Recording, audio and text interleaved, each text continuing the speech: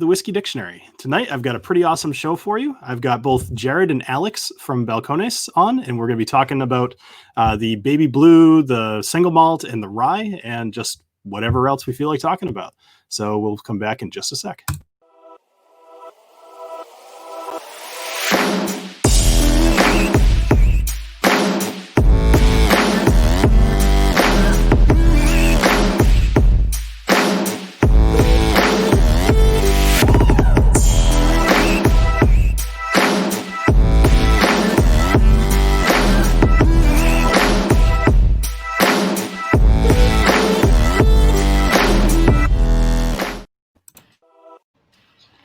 Hey, Jared. Hey, Alex. How are you guys doing? Doing good, man. Doing good. Good. How are you? I'm doing well. Yeah, it's Friday. It's a good night to be drinking whiskey. So, yeah, thank you guys for both joining me on the show. Absolutely. So for those of you that don't know, Jared is the head distiller at Balcones, and Alex is the brand, what is brand marketing manager, was it? I do a little bit of everything. I think I'm mostly covering our single barrel program. But I help with a lot of kind of educational aspects as well. But I guess if you had to kind of throw me in a bucket, a nice, wonderful Balcones bucket, it would be probably sales and marketing driven. Perfect. Yeah. It's the easiest way. Nobody puts Alex in a bucket. Yeah. Maybe like in the hat or so, I don't know. I know, that's a pretty awesome hat. I'm liking it. Yeah. Now, I actually will say I've got a Balcones hat, but I gotta say the black is cool, but I wish it was the red logo on the black hat. I feel like that would have looked so much cooler. But I actually think I might have gotten this from you, Jared, over at Julio's this last year in February. Okay. All right. And it's funny because I didn't recognize you at the time as being who you are. And I didn't realize that I was just, chatting with you about Balcones and how much I liked it. So I'm glad I was saying the right stuff. Yeah, that's how I like it. It's more fun like that. So let me just say hi to everybody here in the chat and, just watching at home or in the future. So thank you guys for joining. So first off, I'm going to try to do something new with these streams. I often chat for a while and then we get to whiskey. I think it's way better to just start with a dram. I think it's way more fun to loosen up. So, Jared, being as you are the guy that you are, which one do you think that we should start with tonight? Are we sticking to those? We're sticking to those three, right? Three I've got it. I almost ran out and got the True Blue as well, just for the heck of it. Yeah. But, out of these three, I would start with Baby for sure. Sounds good. Yeah. Yeah, we used to do the same thing. We'd have tours that have the distillery, and they end up in the tasting room, and you get your flight and you kind of walk through the products. But yeah, pretty quickly I realized if we start the tour with a drink, the questions come a little bit easier. People aren't quite sure. A lot more comfortable. It's usually a little easier to open up when you've got something to also open up. Right. Yeah, there you go. Exactly. Yeah, I think Jared won't spoil it, but the hat he's actually wearing is a special one because there weren't very many of them made. So not many people have those. Those are really cool. It's pretty nice. Yeah. Little staff ones. It's a good combination. Yeah. Wasn't it just for staff? I think it was just for staff. Yeah, just for staff a couple years ago. Yeah. And then mine got a little oil waterproofing treatment as well. Nice. So now is it just regular hat material or is it like a leathery something? It's a canvas. Yeah. It's canvas. It's like a duck. It looked a little different. Yeah. Nice. So why don't you tell us a little bit about the Baby Blue here? Yeah, so Baby Blue was the first whiskey we got on the market, first Texas whiskey on the market, maybe ever, in about August 2009. I'm sure we'll get into a bunch of questions about it specifically, but we started the distillery to make single malt, so I think appropriately we'll end with that. But in the meantime, we kind of got sidetracked. We were kind of, cobbling everything together ourselves and a bunch of equipment that wasn't really intended for fermentation and doing all the plumbing and all that stuff. And our mash tun was damaged. And so while we were working on it, we realized almost everything else in the distillery is good to go. So we could do stuff other than barley.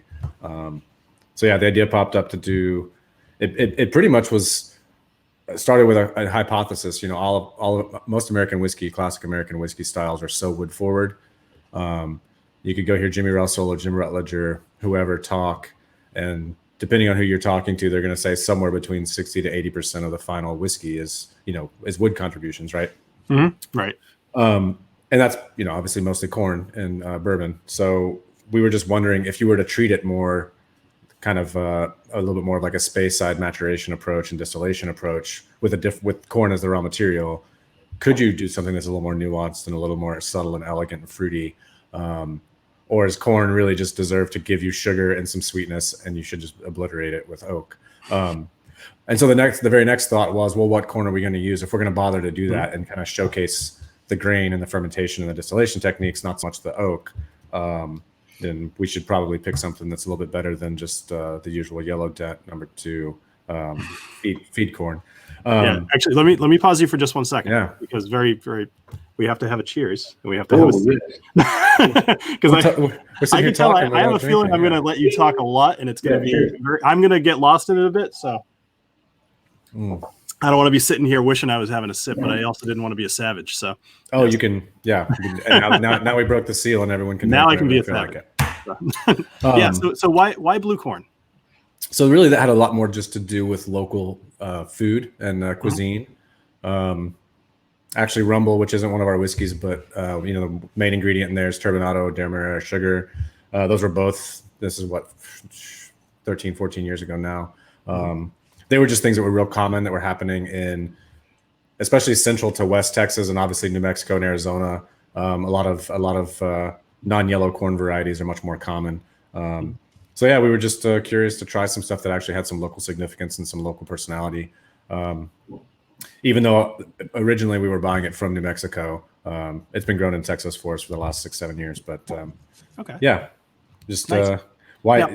there's a lot of other corn whiskey out there that's done a certain way, and a lot of it's really good. So why I don't really see the point of try to do something that's already out there and exists and is affordable and tasty. So now why do they call it blue corn? Like it's not actually obviously blue, right?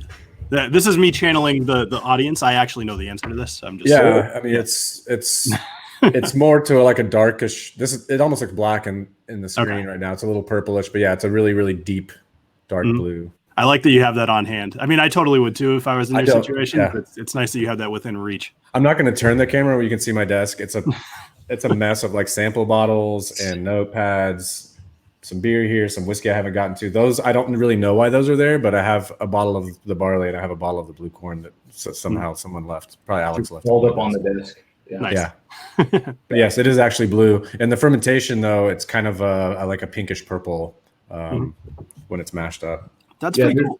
There's times that you might walk into the brew house and you'll just see kind of in certain areas there'll be like a fine kind of pink purple mist on the ground, and that they've been they were milling maybe blue corn because there's this like fine little purple haze across the floor in certain parts near the hammer and roller mills and the grist case. It's kind of funny looking because you really wouldn't expect to see maybe those colors in a distillery when you're mostly seeing barley or white or yellow corn. That blue corn really stands out. It's kind of funny. Yeah, I was gonna say you should put out you should change the label over to pink and see how it does. I bet you'd actually hit a whole different market. Yeah. And you could kind of justify it. Baby pink, blue. Baby pink, yeah. Oh yeah. Yeah. It's marketing guy. There you go. Yeah. Oh yeah. No. At the end, here's the thing. Jared's not in really that. I mean, he's not that involved, right, in marketing per se. But Jared designs all of our labels. Oh, okay. Yeah. People don't know that, but he actually, from start to finish, designs all of our labels. Whether it's, even the Shiner, Bach, Texas Bach, you can kind of see behind me. Really every single label he's designed. So he's the artist. At the end of the day, the creator, the artist for all. Has the label been the same since 2009, roughly? The two labels that have changed the most, Baby Blue and Rumble, both had different labels when we started. Okay. And I think True Blue went through a couple of iterations, but everything else has been the same. I think of all of the ones I like, I think True Blue is probably one of my favorite looking labels, but the single malt, I like that it's kind of simple. The reason I'm asking, so I'm in software and I deal with designers a lot. I deal with business people and marketing people and sales people, all these people, and in general, simple designs are almost timeless, right? So it makes sense when I saw these. Actually, it's cool. You can tell it was all done on purpose. And it's neat to hear that you made those. So nice job. Yeah. Thank you. Appreciate it. So, Jared, do you have a favorite label? Can I put you on the spot? I have a and say favorite label. I don't know if I've ever asked you that. It's a good question. I mean, I'm a big fan of the black with the copper foil combo. So, which a lot of our single malts have had that combination, and Lineage, which is a new release that we've got coming up. Those came in and it looks super dope. But I like. There's something about black and red, and then you add some foil in there, and it's a pretty nice combo. Nice. Yeah. Yeah, I do a lot of the black on black. You were talking about the hat being black on black. Yep. There's something really understated to me about that color combination. We also use the logo a lot without the words.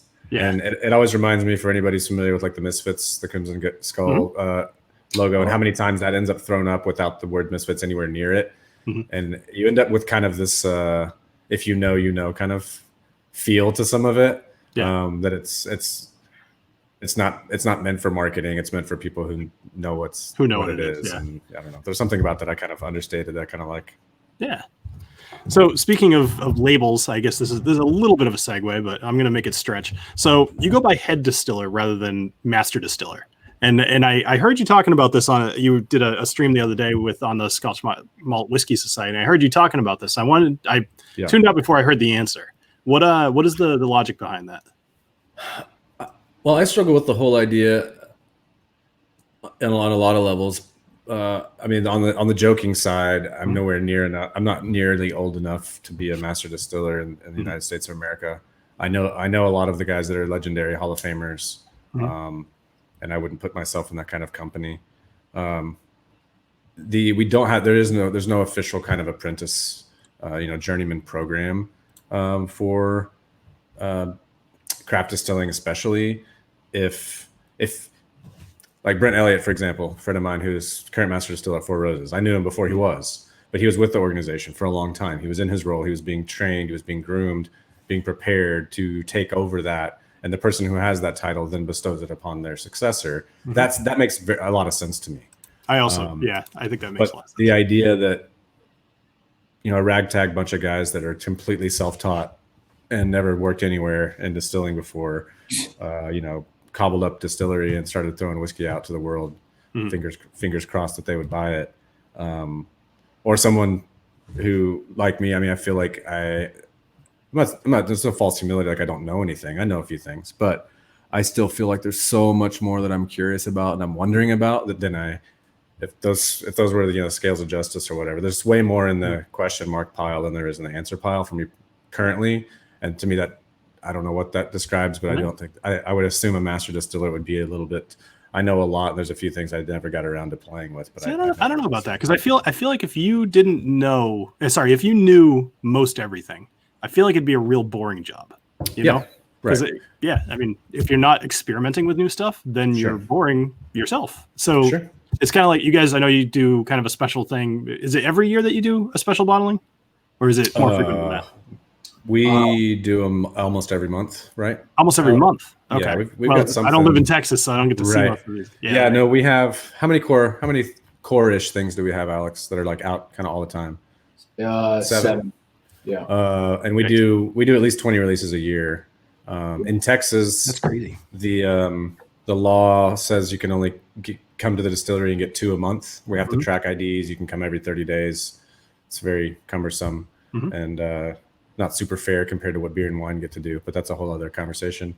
On that though, somebody asked me a question. I was going to save this towards closer to the end, but perfect segue. So this guy Travis, he basically was saying that he's been to the distillery before. He's bought some distillery only releases and has seen other people outside of Texas, like New York and California, I believe is what he cited as having distillery only releases for sale in their stores. Do you think that would just be like people buying it for themselves and then selling it in their store? Or is that like any question? Yeah. I would like to know more about that when it happens. I'm sure he's watching or he will be watching it. I do think that happens though. I think people pick stuff up, and especially if they're in a state where you can put it on the shelf without going through distribution. I won't name names, but if we went through and made a list of like some of the most iconic whiskey bars across the country, I've been in a few of those where they have things that there's no way they got through legal channels, so to speak. But I'm sure that's frustrating for someone who makes the trek to come over here, and then you're at, fill in the blank, awesome whiskey bar in DC or somewhere like that, and you see something. The Single-Malt. That's where I was gonna go with. Most recently, when I was in our nation's capital, there were a couple bottles in the bar. We had a really great time there, and I was like, well, I'm an employee and I only got one of those, and you have two of them, and it's incredible. Which I think is baffling sometimes to us, because our heads are in the weeds of looking at whiskey, and I think it's also sometimes humbling to know that there are folks that are willing to do kind of bizarre things to take our whiskey into areas or places that you would not normally expect it to end up. So it's kind of it's fun, I guess. I don't know. It's bizarre. Yeah, that is a little weird. There's a place near me that sells Scotch Malt Whiskey Society bottles, like a regular store, a fairly large one in Massachusetts. And I mentioned that, actually, I forget the Jenna, I think, is who I was talking to the other day. And she was just like, well, that's not supposed to happen, not supposed to resell them, I suppose. But anyway, doesn't matter. I figured I owed it to Travis to ask that question for him. Yeah, hit us up, Travis. I'd love to know what you saw and where. It's always fun to see how far things end up, when someone's like on a crazy trip, or I had a guy send me some pictures took a couple bottles to Antarctica with him, and sent us some pictures after he came back. It's pretty cool. That's pretty cool, actually. Yeah. So classic question, probably going to be an annoying one.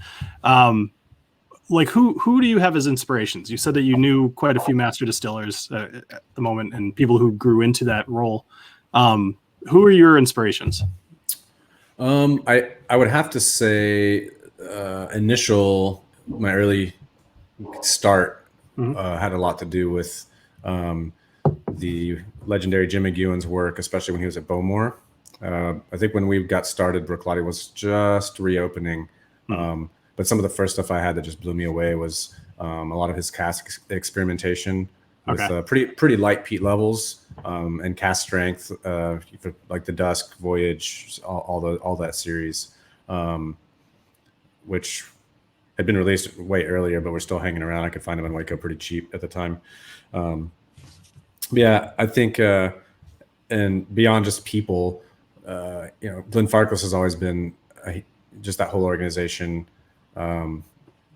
It's easy to get pretty romantic about the fact that they've remained independent and that they're so well known. The product has always been super awesome and a great value, overshadowed by a lot of other sherry finished stuff that has a much fancier bottle and more marketing behind it. When the stuff in the bottle is fantastic. I actually hate always mentioning it because I've watched the price kind of creep up over the years. I wish I'd kept the secret better. But also, we don't use direct fire right now. We've moved to steam. But we started with direct fire. We really loved it. And if there was they've stuck with it. And once again, that's kind of a romantic, it's kind of throwback, but there's just a lot of what they do over there that I really respect. And I imagine having it somewhat more contained by using steam would make it a little bit more bearable to be in the distillery too. Just in Texas, I have to imagine like an open fire. It's pretty hot in there. Yeah. When I go down at the end of the day. So we finished distilling at about 7 or 8, and man, the steel railing, the stairs that come down from the platform to the bottom floor are like, if you're not moving quick enough, like they're almost too hot to touch. It's pretty hot there. So like you choose to live there. That's weird to me. I like having 4 seasons up here. I like my snowblower. I like all that stuff. I don't know. Waco, I live just south of Dallas, so I'm about an hour and 20 minutes north of the distillery. But there's, I'm sure folks will maybe make comments or ridicule my thoughts on this, but Waco has got some charming qualities to it, especially being a little slower. Right now, it's crazy because there's just insane construction, widening 35. But there's some really beautiful parts of it. It's really quiet. It is maybe a bizarre place to land a distillery, or maybe a perfect place to land to plant and formulate a distillery. So it's kind of a cool place. I don't know. I love Waco. So if it wasn't for both of my wife and our family being up here, I know we would probably move to Waco. It's a nice little place, but yeah, it's hot. It's hot in Texas, right? We just right. We just roll with it. Deal. 110. It is what it is. So it's been mild so far. Today was only like 88, and no, it's like 88. Oh my god! It's been, I mean, granted we're in a pandemic, but the weather's been remarkably mild for Texas. Texas weather. It's actually been quite nice. Yeah. So bummer about the Bastards Ball this year, though. I was looking forward to seeing you guys. So yeah, you're gonna have to see us on the screen. Oh well. Yeah. It's not quite the same. So Balcones. Am I saying that right? By the way, I've only ever said it myself. It's Balcones, right? Well, here's the tricky thing is that it is a Spanish word. It's a Spanish word for balcony. We can get into that in a second. So yeah, you just have to decide what kind of human being you are. Are you the kind of person that's going to order your Mexican food and pronounce it correctly and maybe come across offensive? I don't know. So we have Los Angeles. Right. We say Balcones. Balcones. Yeah. Okay. But it'd be Balcones. Okay. So I was close. Yeah. Yeah, you're close. All right, cool. So that's good. I have to pronounce all kinds of crazy names doing this channel, and I'm sure there's plenty of them I've butchered. The one good thing actually, when I review Indian whiskeys, I work with a couple of Indian people, and I talk to them. I'm like, how would you say this? And they're like, well, you're saying it right. I'm like, awesome. So I can do that. You can always check with them first. Yeah, Irish. Some of the Irish names I butcher pretty bad. But anyway, so Balcones. Why a hole in the ground, or a crack in the ground, I should say? Yeah. Once again, the Scottish single malt tradition was really kind of what ignited our interest in being distillers and making whiskey ourselves. I personally like the idea of being a little bit not putting the people front and center. Plus, for some reason, we joke about almost all these. For some reason, all these American whiskeys, you have to be able to trace it back to a great grandfather's recipe for some reason, and you also are going to name it after an old dead white guy. So who's preferably a relative. If you can claim relative, that's the best. Which is all fine and good, but there's something romantic to me about the idea of as cool and fancy as some of those names sound. People don't realize that it really just means beside the lake, Right. But there's something about that feels a little bit more like what we were about to embark on, and on the front end. And even now, 10, 11, 12 years into it, it still feels appropriate. Nobody was making whiskey in Texas at the time. Dan Garrison had already started distilling. We were getting going. We both had a million questions. Nobody knew how this was going to go. We didn't know what the climate was going to do. Those of us who do open fermentation, we didn't know what the microflora was going to do. And so to give, kind of an homage to the place we were at seemed and still seems really appropriate, more than naming it after some dudes. Now, were there any other, I know you've been around since the beginning, so were there any other names kind of in the running that you didn't land on? Not really. For some reason, we've got the Brazos and Bosque rivers that both come through here as well. And everything that you can imagine has, if you want to you can probably go find a Brazos car wash and a Brazos eatery and a Brazos, you name it. So there's not a lot, even though we're on the fault line, on the escarpment, there's a lot more use of the word Balcones and Balcones Heights and all the other things further south from us. And so it did kind of feel like if we want to use some landmark stuff in our area, it's not used a lot. Part of the reason is even people that are familiar with that word and see it everywhere in Central Texas don't necessarily know what it is, but it's the most dormant fault line in North America, supposedly. Hasn't moved in about 50 million years, they say. And I-35, one of the busiest and deadliest highways in the country, that cuts Texas almost right down the middle, is literally directly on top of it. Okay, yeah. And so that was the underpass that you guys were. No, we're a little bit off of I-30. It's close though. Yeah, we're not far from it. And if you go downtown to where the river is, part of the reason they called it the Balcones fault line, which is the word balcony in Spanish. there's multiple places along the fault line that one of the plates comes in and the other one is high. So we have these massive limestone cliffs and then the river, and literally you're a good 100-foot drop from one side to the other. And so it was like, if you're on one side of the fault, it looks like you're sitting on a balcony looking over it on the other side. So. Okay, that makes some sense. So I just wanted to point this out. So Eric Waite says that he pronounces Balcones says buy another bottle. So, thanks, Eric. Which I couldn't agree more. Like everything I've had from you guys has been awesome. Some of the like, I'm trying to remember what you guys had at the ball last year. There was something special. It wouldn't have been the peated last year, right?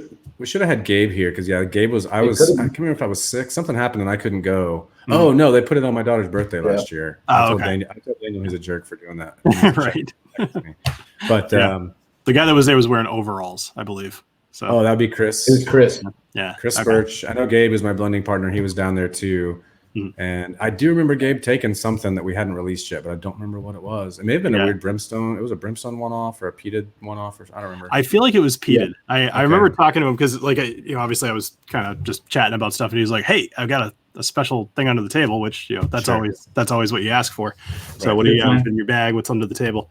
So yeah, I think a lot of the whiskey festivals that we do in Texas, it's obviously a little bit easier to pack something fun in the bag versus flying up to New York or Boston or anything with anything special. So I think we tend to always try to do that. Bring something unreleased or a single barrel that's kind of on the blending table. Jared will usually just randomly show up and be like, just an unmarked bottle with Sharpie on it, and it's like, this is pretty cool. We should maybe pour it for people. Nice. And one of us is usually like, Jared, we had a pour list, and he was like, wow, bro, it's really good. So, well, yeah, we're blending pretty much all the time, so it's actually usually pretty easy. There's a rare occasion where we got the blending room pretty much cleaned out and there's not any samples out, but most of the time there is. So if someone goes, yeah, if you got something cool, you should. It's like, well, yeah, just walk in there and grab a bottle of something, a vial. Nice. Yeah. People are saying it was the tequila barrel finish last year. Okay. Yeah. Oh, tequila barrel of the Juntos, yeah. Okay. Yeah. Is that okay? I'm glad that you said that before I did. So I can say Balcones, right? But I can't remember that J is pronounced like an H. So yeah. Oh well, whatever. That's fine. my dumb American tongue up here in Massachusetts. We can't say clam chowder correctly. So okay, that's fair. Lobster. We say all these things wrong. Lobster. So you guys moved into a fairly new distillery, or like a larger distillery. When was it? Like only like very recently, right? A couple of years ago? It was 2016, yeah. So okay, so it was like, wow, that was 4 years ago already. Man, I've been doing this channel for a long time. Yeah. So what I was curious, like moving into something like that, obviously it's not where you're used to. It's not what you've been doing for the last, I guess, sounds like 7 years or so. Like what were some of the challenges moving into such what seems like an awesome thing to move into this big new space? Probably came with some weird challenges. Like sure. Yeah. There's a ton of equipment differences. We worked really closely with Forsyth of Scotland, who do almost all the Scotch still fabrication and design. They spent a lot of time looking at our original equipment at our old building, these tiny stills you can almost put your arms around. But the proportions, the distances, the relationships of volume and space, and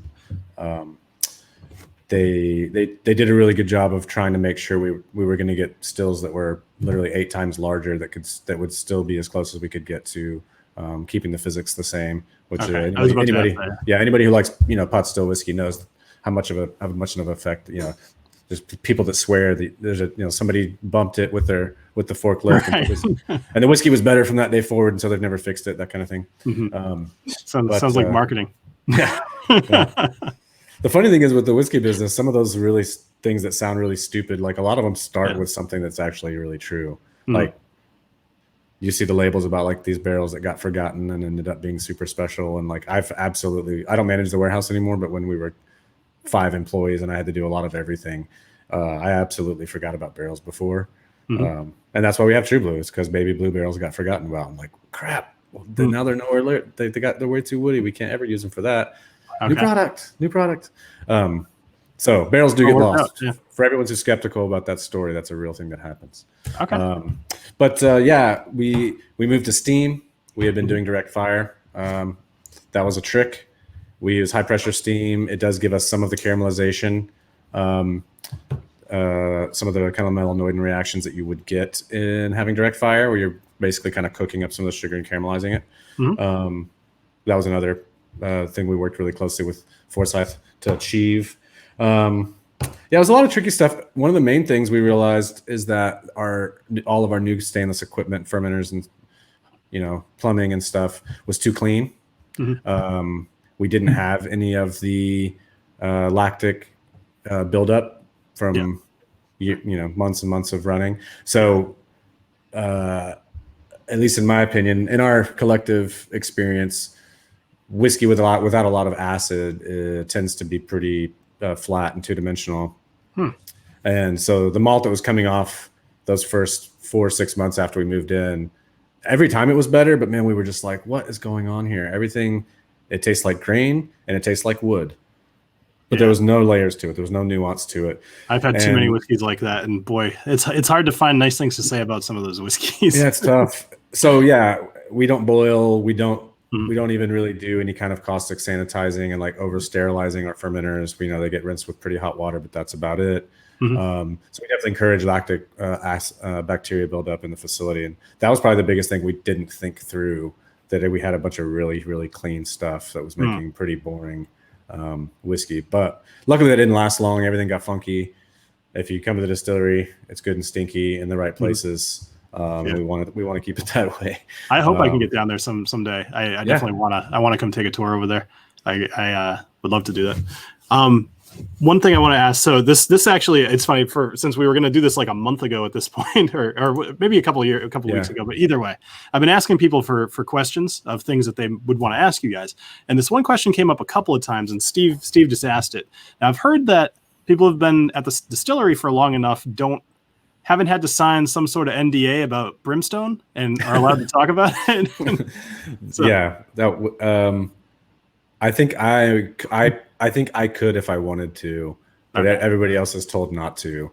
And at this point, it's kind of funnier to keep it going at this point. Yeah. I will say this to everyone who's ever asked me or emailed us and who thinks, they're trying to propose their idea of how this gets done. All of your ideas that you've come up with are always more complicated than the actual thing. I've heard some pretty intricate solutions to like that actually sounds really awesome and maybe we should try it, but that is more complicated than what we do. But yeah, nice. Yeah, there's in the employee handbook, at least early on, I haven't had to sign it again that I'm aware of. I've been at the distillery for almost 4 years now. There is a page that we had to sign. It was an NDA, and then it was like, shuffle the paper, staple. It's like, okay, so do you want to know how brimstone is made now? And it's kind of like the pressure moment of like, well, no, I guess I don't, because in the event there's one of these or there's a bastard's ball where it's like, God, this guy is so cool though. Hey man, blah, blah, blah. So I actually don't even know. I genuinely do not. I don't even know. Yeah. We've had a handful of, more than one person has said, I just don't really want to know. Who knows what kind of state I could be in the wrong situation. And next thing you know, I'm telling everybody it's not really that big a deal. Yeah. It is what is that? Oh, that's the brimstone. Yeah. I've got a bottle, consumed it, but I don't know how it's made. It's funny. Like I almost went out and bought the True Blue and a brimstone, and just because I kind of wanted to just have them, but I didn't go buy those today. Maybe I'll do them in a little bit. Speaking of bottles, should we do the rye next? Or yeah, let's do it. Yeah, awesome. Now I actually just recorded a video. I haven't put it out yet on Manhattans and like just how to make them and stuff. And I actually use the Balcones rye. Nice. Just because I've had this before. You guys, it was a long time ago. You sent me a bottle of the pot still, and you sent along a sample of the single malt and the rye. And I remember I traveled to San Diego for work, or I did before this whole thing happened, pretty often, like every month and a half or so. And I always bring stuff for me on the flight. And those were my drams on the way back home, probably about a year ago, actually, at this point. And I remember the rye just being like really good and liking it a lot, so much so that I tried it at one of the other festivals that I saw you guys at, just to make sure it was as good as I thought it was. And then when I went to go make the Manhattan, I had like a dozen ryes over there, and I picked this guy just because I was like, I actually think this would make a really good Manhattan. So, yeah, but yeah, I'm Alex can speak a lot more to cocktail stuff. I'm mostly kind of a neat guy. But neat guy. Yeah, neat guy. Nah, I tend to be myself, but I've been finding that I've got a lot of bottles on my shelf that aren't going away for various reasons. Some of them just don't hold up to, being neat. And so I've been making cocktails with them as a way to kind of polish off some of the bottles. And now I'm kind of into making cocktails too. So I'm curious, Jared, what bottle or what batch of rye are you drinking at the moment? 20-1. So January bottling. And do I have top? Yep. 217. 20. Wait. Yeah. Oh, 20-1. Okay. Yeah, it was probably bottled on February 17th, looks like. Yes. Yeah. Cool. I actually hadn't even noticed that those were on here. That's neat. Yeah, for anybody who cares. Yeah. They're back there. Yeah, I think I'm super late to the game, but I will say I was with I think I was in it may have been when we were in Boston with the Single Malt Commission. Mm-hmm. It may have been Chicago. I don't remember, but I was with the Westland guys, and they all got highballs after we went for dinner after the event, and I was just kind of like, sure, I'll get one of those too. And I had a moment of, oh man, I usually don't drink a lot of whiskey neat in Texas when it's 104, and switch to what we lovingly call, like fizzy yellow beer. But right, highball is like, oh man, I can drink single malt all summer. Yeah. I kind of agree. A highball is a decent way to drink a whiskey if you really don't like mixing whiskey. Like it still maintains a lot of the we flavor. drink a lot of. There's a ton of sparkling water. Obviously, Topo Chico is like super insanely popular here. Crazy Water. Shout out to our friends at Crazy Water up in Mineral Wells. There's a lot of sparkling water consumption in Texas, just like not even like flavored stuff out of a can, just sparkling water. So sparkling water. I was kind of like, man, how did this not get invented in Texas? But so Eric Evanson saying that this rye is his favorite rye. So actually, Jared, I'm going to put you a little bit on the spot here because I kind of suck at nosing rye and really getting much out of it other than maybe I can pick out, like, I could tell the difference between like a Pikesville and like Bullet Rye, like I know that there's something there, and this is very different as well. What would you say I'm getting out of this? Because I'm curious. Yeah. I mean, one of the main things that I think differentiates this from most off the shelf, either Kentucky or Indiana rye, is going to be the specialty grains we use. So all the kind of chocolate to coffee grounds, that range. And for some people, it ends up being a more milk, and some people it's a little more bittersweet. Some people it's, cream and sugared coffee. Some people it's full on espresso. But this is our most beer influenced recipe, which kind of another weird turn for us. There's a lot of beer inspired malt whiskey and single malts made. Westland, going blank. What's the other one's on the tip of my tongue? Westward. A lot of people that literally what they're laying down is they're using beer yeast. They're using a mash bill that's much more complicated, like a beer would be, which regular traditional single malts is just a base malt, and all the nuance comes from everything else.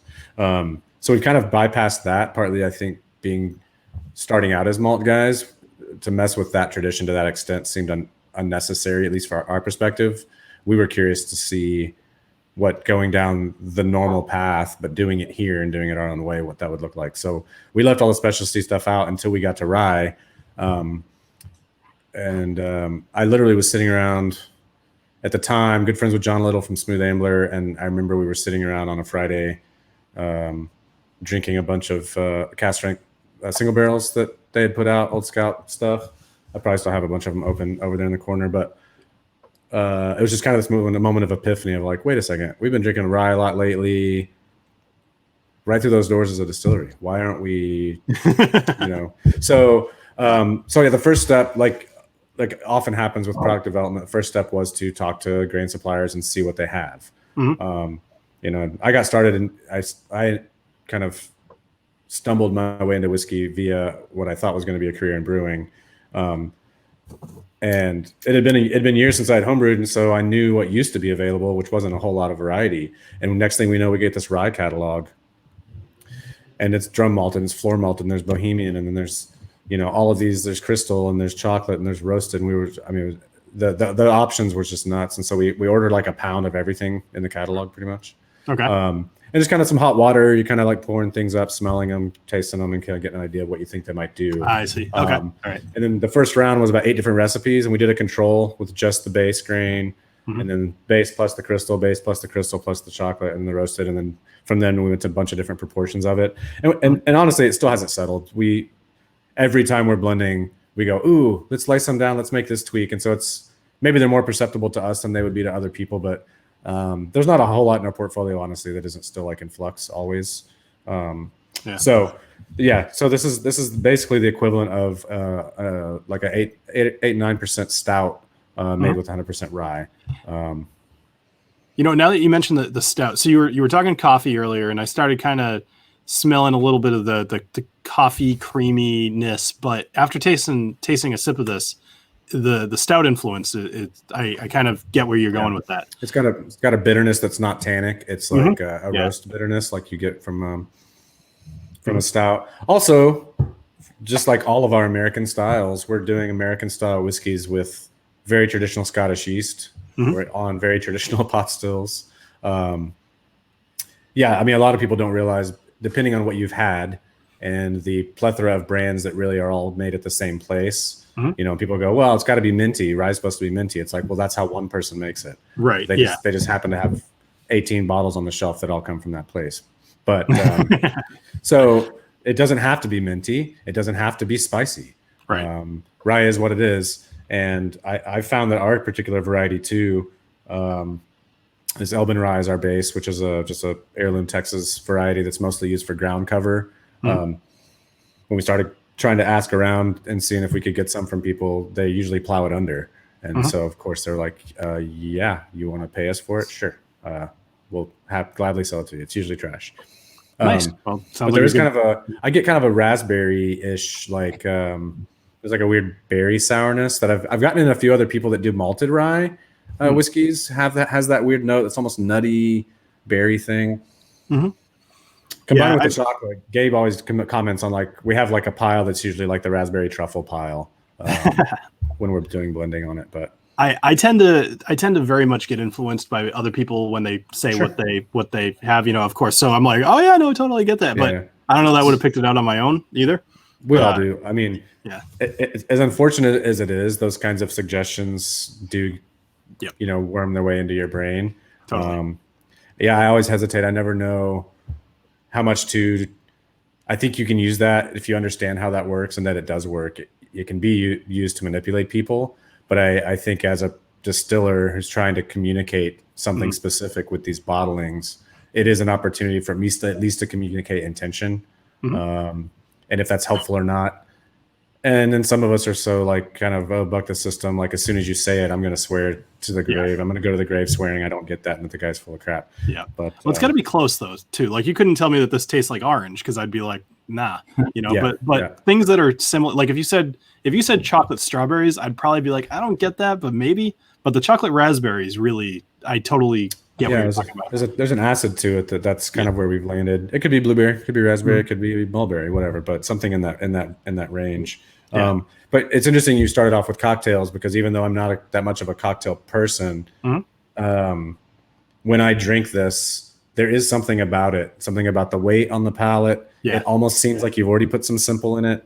It seems like it's maybe already been garnished with something aromatic. And we talk about that at blending sometimes. And now it's kind of become one of those things that we either want to get a berry, red fruit, cherry-ish impression, or we want to get some sort of zest. And if we've got one of those two and the body's really nice and we've got those chocolate notes, we're usually like, okay.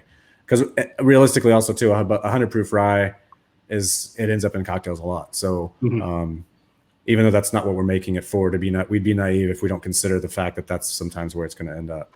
Totally. I mean, I was going to say with pot still, this is hilarious, but like as cheap as pot still is, our entry level bourbon for people who haven't had it, like at that price, it's going to end up in Coke, man. Like sometimes. So we actually check it to make sure, like, if someone does that it's not it's not going to fall apart when it ends up in coke. No, it's a good move. Yeah. So, just doing our diligence around here. We put things on rocks, even though none of us drink on the rocks. Like, somebody's going to, and what's going to happen to it? And is it good neat? Is it good on the rocks? Is it good in this highball? Is it good on coke? Like, yeah, you can wish people drank a certain way, but that doesn't really matter. And we've tried other whiskeys side by with some of that stuff, and it's delicious until you throw it on coke, and then all of a sudden it's like a burnt shoe or something, and you're like, well, that's going to be a big bummer for the guy. Yeah, that wouldn't be great. No, especially if that's the way that people want to drink it. They would suck to buy a bottle and have that be the way you wanted to drink it. Right. Or maybe who knows? That could be the first time they bought something that wasn't Jack Daniels. Who knows? I mean, I've gotten to interact with people who that's kind of where their whiskey journey starts, that are now off of it. So I think to have any posture other than one that's kind of like, hey, we're all at different spots on this. Some people started yesterday. Some people have been into whiskey for 30 years. Right. It doesn't really matter. We're going to share. We're going to invite people in. There's no secret handshake. There's no, Holy of Holies. There's no Wizard of Oz veil of like, you can't, only the cool kids can come behind here. Yeah. And I would encourage not just producers, but everybody in the community to link arms with the people around them, and be as inviting and encouraging as possible. Share. You've got a bunch of crap in your collection that's super rad. It's way beyond what they can even understand, but share it anyway and walk them through it and tell them what's going on, and answer field questions, even if they seem really like, newbie questions. That's one thing that's killed me about this whole Corona thing is I've got all this whiskey, and I often share it with people, and I haven't really been able to do that lately. But a few weeks ago, we had people over for the first time. We're all pretty far apart, camp chairs. I had a fire in between us, and everybody was just kind of hanging around talking. There were probably like 10 of us, 10 guys all just kind of hanging around the fire drinking beers. And I said, hey, if I put on gloves, can I give you all whiskey? And they were like, yeah. So I poured some a knock for them, a knock 18, and just brought out like 10 Glencairns of all this. I just said, leave them on the grass. I'll deal with them later. And it was great. But it was the first time I got to share whiskey in like 4 months, Yeah. So you ought to do, I'm sure you included, everyone's getting tired of being on, Zoom calls and stuff. But you get some buddies together. We've been doing our whiskey club, our local whiskey club meets once a month, and we've been doing it all remote. So Travis is the guy that kind of organizes what we're going to have every month, and sometimes we're doing blind, sometimes we're not. But so we've all got our own jars. They're numbered. It's your job to get them cleaned. We set a time. He's going to be on his porch. You get your jars, you'll get them filled, and then we all jump on our call. And I'm doing that all the time for work already, so I'm not like sitting around not getting to drink with people, even if it's digitally mediated. That makes sense. But I think it's a funny thing to have to get creative in a weird time and see what things we used to do. What do they look like to do them now? Because we would, you'd be here. This is like the 10th thing I've had to like talk to someone that was supposed to just be like right in the office. I know. Yeah. But it is what it is. Brutal. Yeah, I've been working out of my house pretty much since this whole thing started too. Like, I actually work at this desk. I just have all my monitors in front of me. They're pretty much right below the camera right now. Yeah. So, But Alex, I have a question for you because I've been ignoring you all night. So, so are you drinking the rye still? Yeah. Are you drinking the rye still? Yeah, no, I am. I just poured. We were talking about flavor, kind of, and so this is our cast strength variation of rye. Okay. And so I just poured a little splash. Yeah. Sorry. It's really interesting to see the way these guys blended this. This tends to be, I think, some of that fruit component just kind of skyrockets, and it's more apparent. There's more of a kind of a pipe tobacco and just a little more of a robust earthiness, pipe tobacco, black tea quality to it. And so I was trying kind of side by side with the 100 proof, because I honestly haven't done that in a while, and it was just interesting to kind of compare the two. So I technically am still drinking the rye. It's the cast strength variation. No, it's all right. I see how you're like, if they're going to chat, I'm going to drink some cask strength. He's just going to pull out some rare stuff. I'm going to pull out stuff they don't have. Yeah, right. No, I'll show them. That's quite a little collection you got behind you, though, Alex. Or you're not at the distillery? Are you at your place?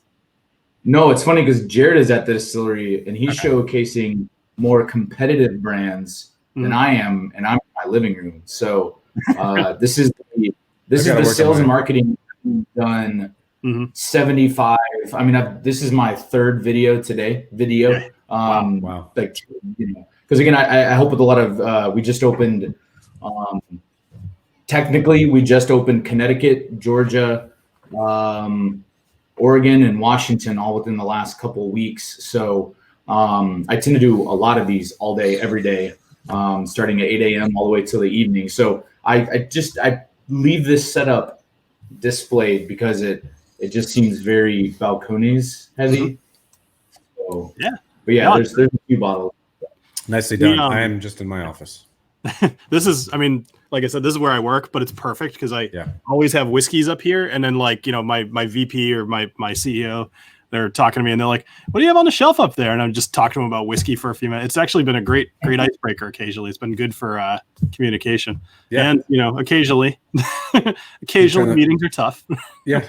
Have you turned any of them? You turning them on into whiskey? A few of them actually. Yeah. My old boss actually, him and I, like, he kind of stayed with a different area of the company and we parted. I got a new boss, but on the last day, he came by my office and he hands me a bottle of Bernheim and just was like, I've never had this before, but I bought this for you because I know you like whiskey. And then I was just like, well, let's open it. So, but there's been a lot of my coworkers I've turned on to whiskey. I have them over to my house occasionally. And like I said, I've got, probably 130 bottles sitting over there right now. So there's a lot of choice, but yeah, that's one great. It's meant to be shared, right? Yeah, totally. One of my coworkers brought me the Amrit Fusion one time, which I had not had any Amrit before. And she was just like, yeah, I think this is a good one. I'm like, yeah, this is a real good one. Yeah. It's tricky. Yeah. It's you can really, really nail it, or you can really fail if you're trying to get something for someone who's really deep into whiskey, cigars, beer, whatever. I don't think anybody ever buys me whiskey. I don't think that's happened in a long time. Well, I know you're a beer guy too, though, right? Are you still a beer guy? I would imagine. Yeah, we actually started brewing at the distillery, so now we're doing both. We started brewing in February, or we started serving beer in February. Okay.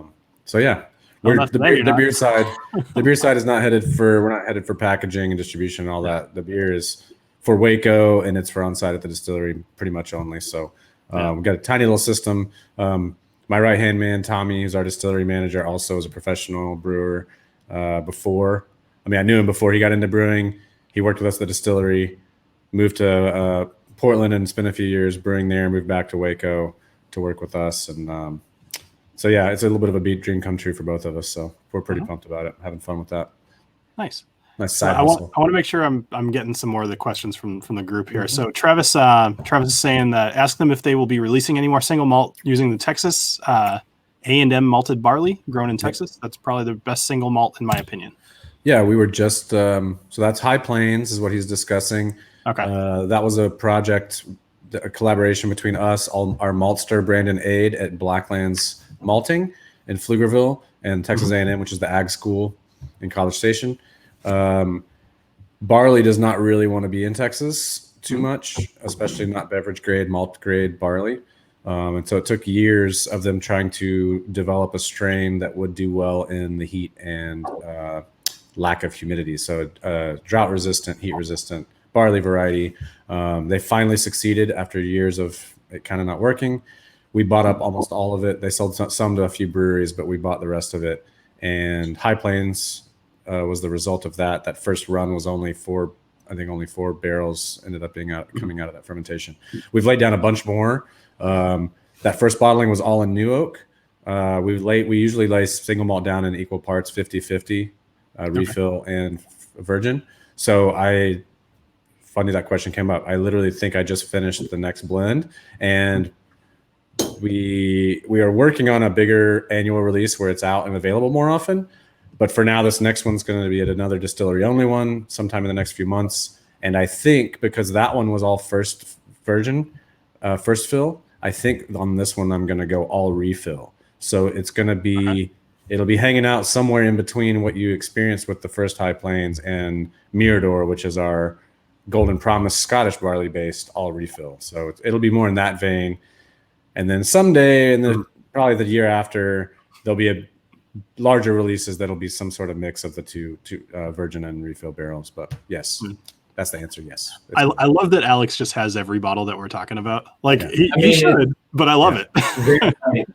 Just, I mean, showcase it. We keep talking about a bunch of. It's one of the funny things is kind of similar to that question is folks are like, oh, are you going to do this again? Or I had this a couple years ago, or there was the Brimstone single barrel, and it's like, you think you'll continue to do these weird things and innovate? And I'm only privy to obviously a certain realm of what Jared and Gabe do on a daily basis, and Johnson and Daniel, these guys.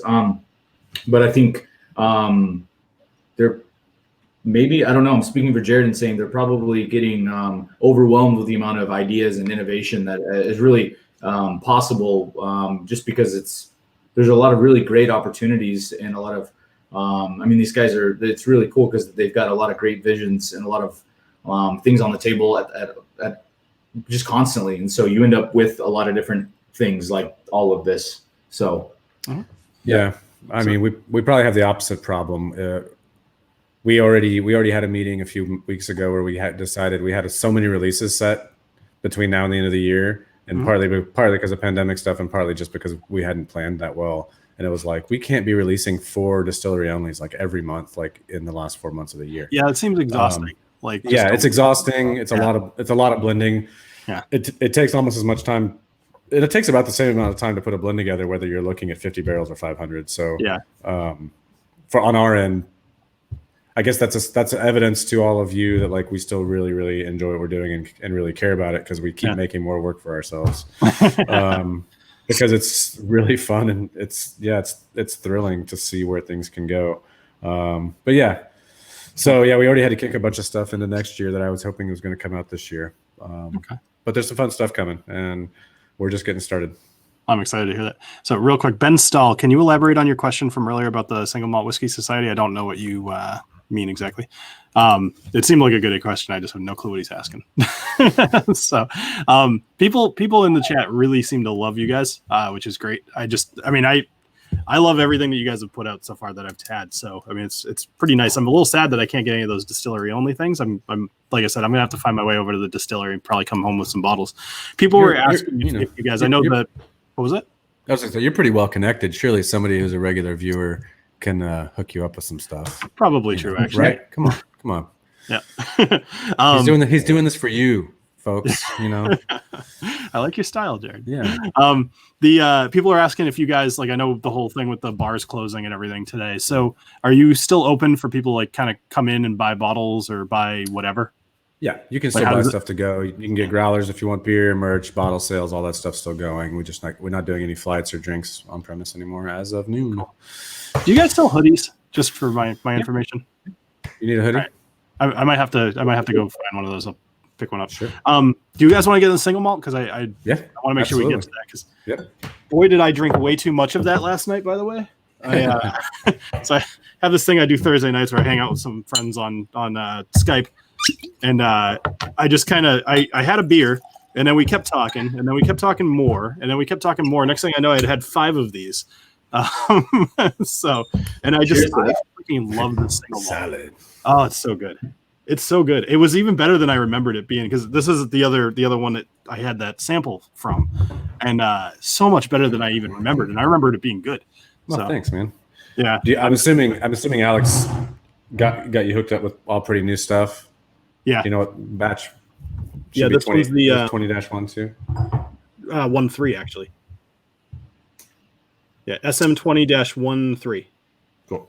Yeah. So yeah, that's the same. That would be the same blend, the third bottling of the same blend. So yeah, if you ever see that again, if there's a number in parentheses, it means the bottling took more than 1 day.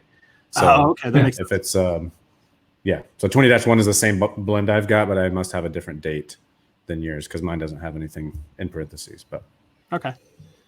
So just to make sure. So Eric's asked this question a couple times, and I'm pretty sure I know the logo that you guys have. That's the fault essentially coming up against. Yeah, it's like a really abstracted.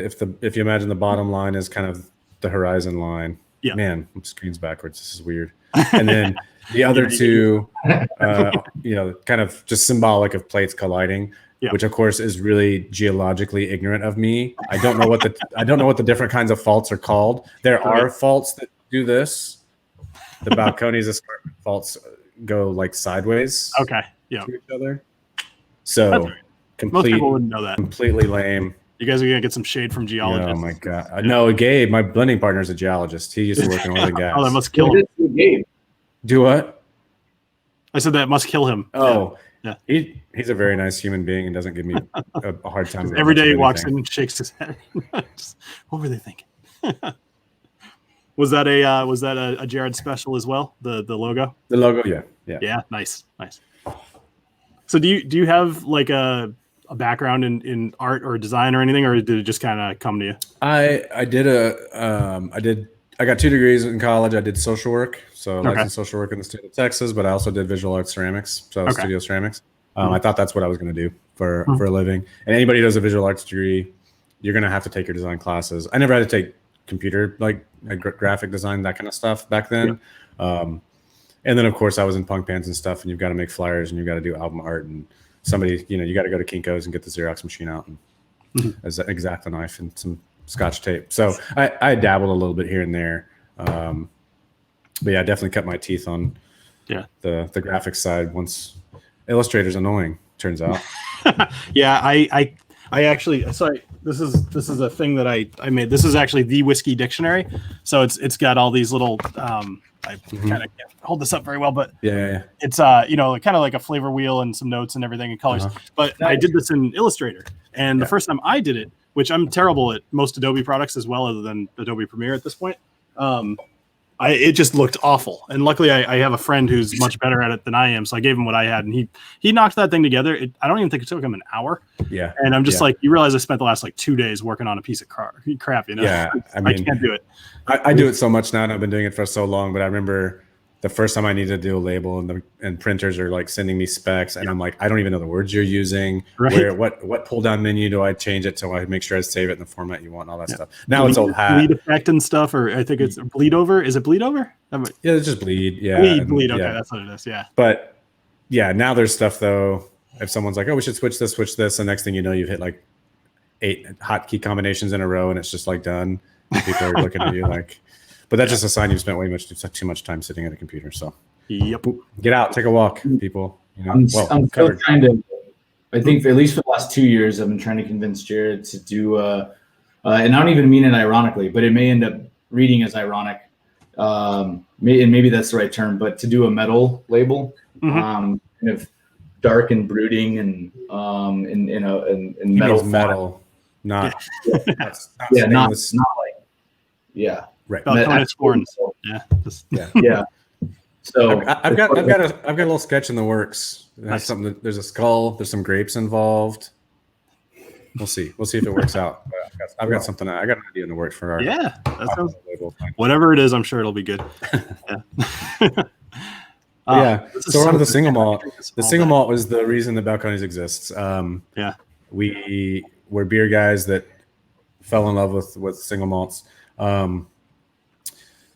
The Golden Promise, which is the Scottish barley that we use, is pretty much gone by the wayside for distilling, when it used to be king of the castle through some of the 60s all the way through part of the 80s. If you are someone who has a lot of 60s, 70s, and early 80s scotches that you love, the chances that they were made with Golden Promise is pretty good. Okay. Just one of the other many ways that kind of, when people talk about Dusty of whatever kind and how things have changed, and there's always a lot of questions like, what did they used to do? Why is this so fantastic? We at least believe that Golden Promise is part of why some of those eras are really just so magical. And it's a grain that got left behind just because there's newer varieties that can give you more alcohol per pound. No one walked away from this variety because it didn't taste good. Right. They walked away for money reasons, for efficiency reasons. So in a weird way, it's kind of cool. I'm sure there's some other small distillers in the world making single malt from Golden Promise. I actually don't know specifically of one, but I'm sure there are. I'm not. Yeah. I mean, there's got to be. But to an extent, we're laying down single malt that has disappeared off the planet as far as the liquid coming off the stills. M1 yeast, 4-side stills. This couldn't be more traditional. But then the great thing I think that we have done pretty intentionally with our flagship single malt is up until that point we're firmly in Scottish tradition, and even Scottish tradition from the 70s and 80s. And then we partner that with a very familiar whiskey for an American whiskey drinker wood format. So this is going in almost exclusively in virgin oak. We want it to be very heavy on the oak. I can't tell you how many times I want that part of it to be familiar for a country whose the whiskey demographic is just absolutely dominated by bourbon. It's really fun when we have tastings and someone goes, "I'm a bourbon drinker." Yeah. We have bourbons now, but even 2 or 3 years back, it's like, well, we don't have one at the table. Right. Let me pour you something, and a lot of times you can't even get the words out; they're gone. Right. Yeah. Yeah. But if they would stay around, and you would think, oh, they might like some of our corn whiskeys. Yeah. And I can't tell you how many times they would walk through those and be like, and then they would get to the single malt and be like, oh, that's dope. Yeah. I know. I think there's something about the wood profile that can help bridge a gap, to kind of help those two conversations meld. Luckily, I think today's whiskey drinkers aren't really like that, but it absolutely was that way 12 years ago. I'm a Scotch drinker. I don't drink bourbon. I'm a bourbon drinker. I don't drink Scotch. And I think the world these days, I think it's like, I am a whiskey guy who also likes rum and Armagnac and maybe some gins and blah, blah, blah. So it's a little bit less jarring of a conversation than it was before, but to have a foot firmly planted in a lot of what American whiskey has been about for a long time, and also what Scottish, at least, single malt has been about for a long time, and kind of bring those together was a big part of the goal. It's a little bit bigger. I mean, I don't find 106 to be a bruiser, but for some people, I'm sure that can be a little bit much. But the mouthfeel, the texture, and just the flavor density, content or density is just so nice at that ABV. I mean, I have a diluted. This thing could knock you down pretty easy too, because you wouldn't feel it coming. So. Yeah, I think it's incredibly easy to drink. This is I'll say it. This is my favorite year-round whiskey that we make. But with it does stand up really well, still at 106 proof. But with just a touch of water, it kind of settles it down just a little bit more, and that's when it becomes a little bit of something that you can really pound. I mean, it's great. I love this whiskey. And really, ultimately, this was the bottle many moons ago, before Tommy. Tommy's the one that originally convinced me. I didn't need very much convincing, but he convinced me to come work for the distillery. But I would come in town, and he would live in Waco, and be like, look what I got, and it would be this. And then I remember once I got a bottle of True Blue. But it's always been this that really I fell in love with the distillery for this. So a lot of the malt variances from Golden Promise are really fun to see across the distillery, and a lot of that is because of barrel treatment. It's obviously exclusively because of the blending techniques that Jared and Gabe end up using, but the barrel treatment from one cask to another, but then across the blends in each batch is pretty cool to see. But this is a great whiskey. I love the hell out of it. It's great. Yeah, for sure. So there was a question I was actually wondering this. I was going to lead into this when we were talking about the new distillery earlier. What a distillery your size, how many barrels? Let's even say, how many barrels are you dumping per day? What's your volume look like? Dumping for bottling? It doesn't have to be dumping per day. I'm more just how much whiskey do you make? Our production and our bottling are still, as you can imagine, when you have products that take somewhere from 1.5 to 4 or 5 to be ready. Yeah, you're always, if you're growing, that means you're trying to make now what you think you're going to need in 2021, 22, 23, 24, 25. So our production is bigger than what we're bottling and blending and selling. But we do, depends on the spirit, roughly 16 to 18 to 20 barrels a day, something like that. Depending on the spirit. We currently just do 4 shifts a week. Mhm. So we do Monday through Thursday, usually distillation. We kind of intentionally built a place that we can grow into without a whole lot more capital expenditures. So we have a place. I mean, if you can imagine, we're doing 4 shifts a week. Right. If you go to 7 days and you go to 2 shifts, we could go from 4 shifts a week to 14 with just staff, with training people. Right. And you'd have enough space to store all that whiskey? Right. So warehouse would be a problem, but once again, that would be a problem that would be a few years down the road, and hopefully you sell enough whiskey to pay for that. Right. Yeah, so whatever that is, 70, 80 barrels a week, something like that currently. That's a good amount. We use 59-gallon barrels for everything. Well, mostly 59-gallon barrels, so 225 liters. So that's slightly more for anyone who's trying to do some sort of gallon calculation. That's slightly more, 59 gallons instead of 53. But yeah. So when you're dumping, I know that. What do you guys lose? Is it like 7% in Texas to the Angel share? Right. It's higher than that. Okay. It's about 11 the first year. Is it really? Wow. Okay. And every year after that's a little bit lower. Probably around 3 to 4 every year after that. But I mean, we've got some stuff. It's really fun when people go, man, when are you going to sell a 10-year-old whiskey? It's fun to go find the oldest thing, some of the oldest things we have in the building, and show them how empty it is, and B, how it's just like a massive tannic wood bomb. I was going to say it's probably pretty oaky down there. Yeah. Which is totally usable for blending, but by itself, come over here. Let me show you the oldest whiskey we have in the building. And they go, oh, so cool. And it's disgusting. So we're trying to play with that. We're trying to figure out what the magic trick is to being able to do something older where we live. And we've got some ideas around mainly the concepts of like barrel size and also entry proof. That's some combination of those two things. We're hoping to lay down some stuff soon that we are going to try to let go for a good 8 or 10 and see what happens. Nice. So I have a question for you, Jared. One that will be very useful for me. As you could imagine, filming maybe 3-4 episodes in a day is problematic if I'm actually trying to get anything out of the nosing and the tasting. How do you keep your senses about you over the course of the day? I'm sure there's small sips, but you still got to be frying your taste buds pretty quickly, I would think. Yeah. Like any trick, a lot of these people drink a lot of whiskey, so I think a lot of people. If you do it long enough, I would encourage everyone to pay really close attention to what you smell and then how it does or doesn't get confirmed by what you taste. Because there's a lot of things. If you pay attention to that dynamic, eventually you'll get to the point where it's almost instinctual, but I don't taste every barrel. Right. I'm smelling everything.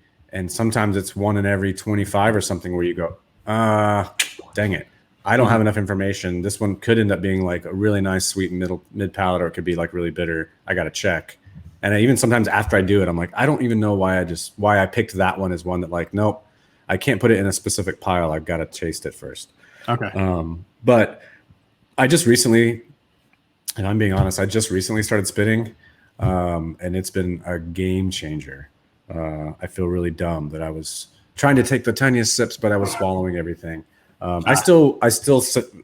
would swear by the fact that when you're trying to finish an actual final blend and make like a decision like, yes, this can go to bottling, you better be drinking that. There is something about finish that can't be ascertained, I don't think, without legitimately taking it all the way down. But there's not a lot of easy tricks, man. Don't do it on empty stomach.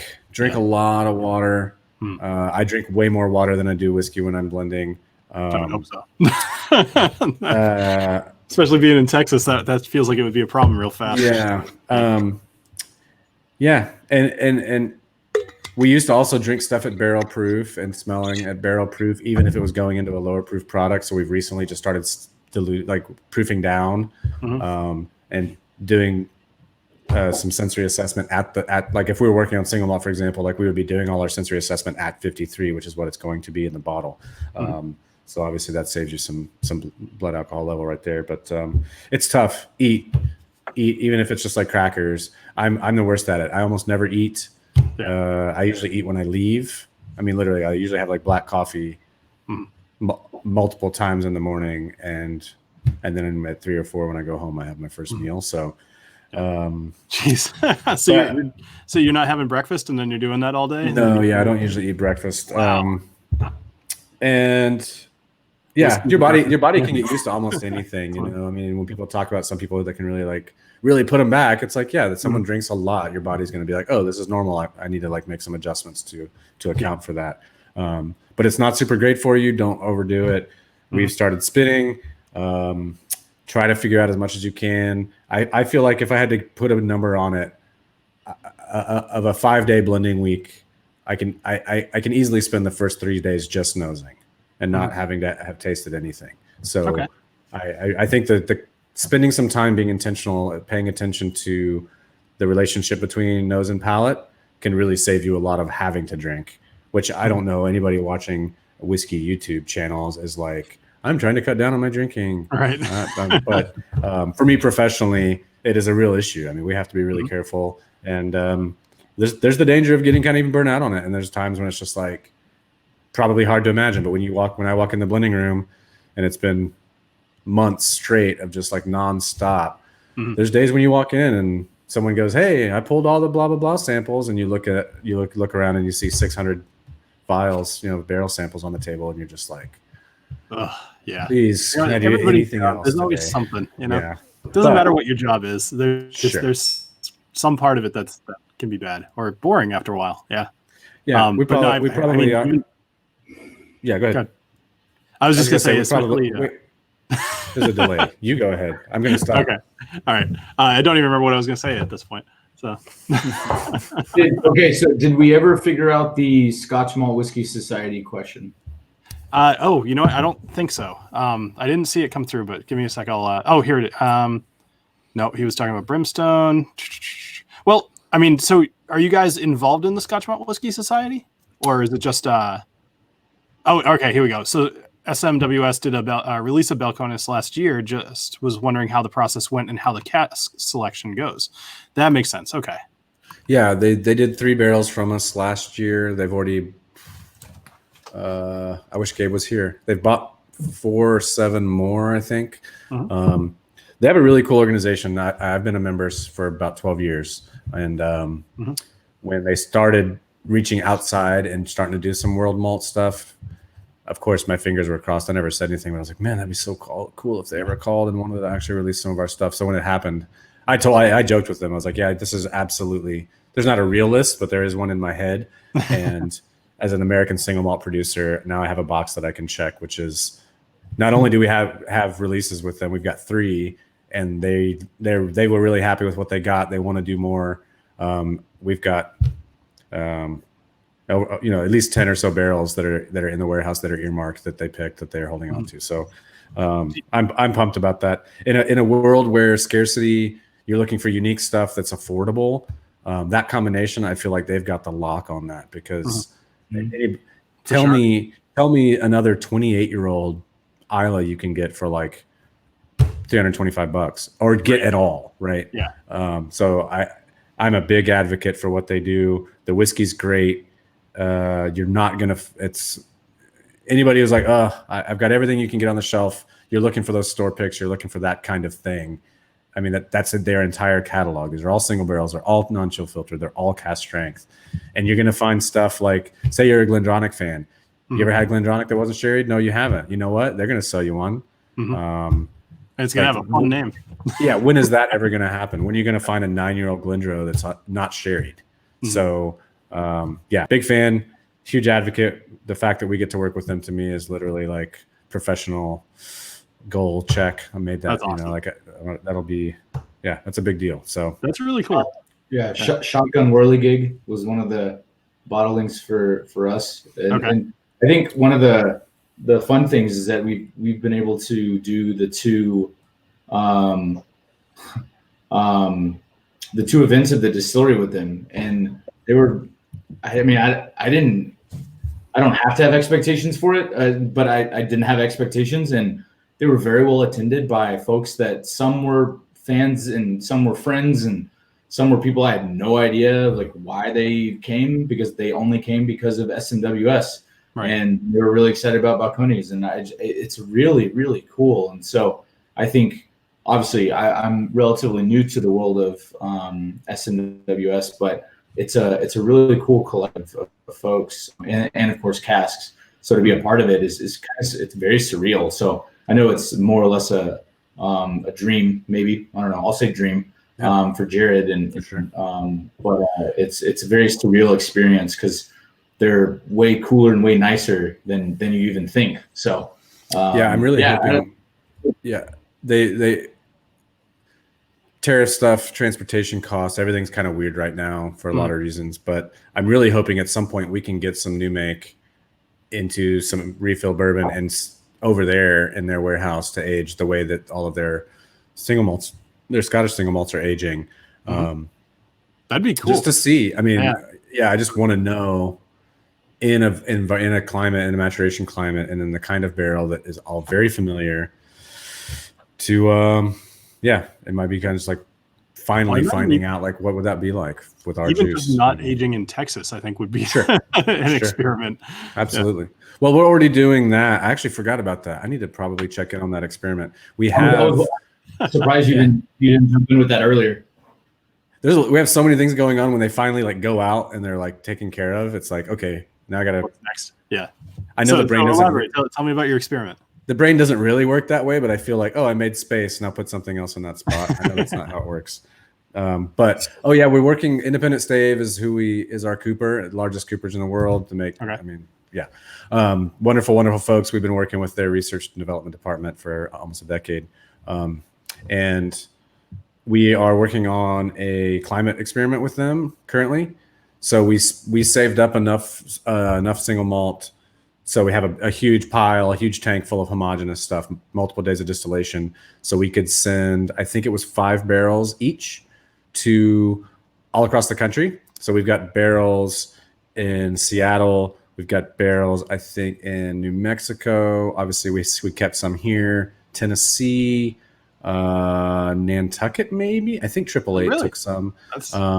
We basically called a bunch of our friends and we were like, hey, if we send you some barrels, will you hold on to them? And then Independent Stave is going to get samples out of the barrels at a regular interval. We're going to do sensory analysis on them. They're going to do GC and chemical analysis on them. And is it 3 years? Is it 4 years? I don't know. But we're hoping to be able to present that data to the craft community specifically, with the whiskey community, and kind of highlight what everyone knows is true if you're into small producers, which is everyone's climate's radically different. They all make different kinds of whiskeys. Age is relevant only to where you're at.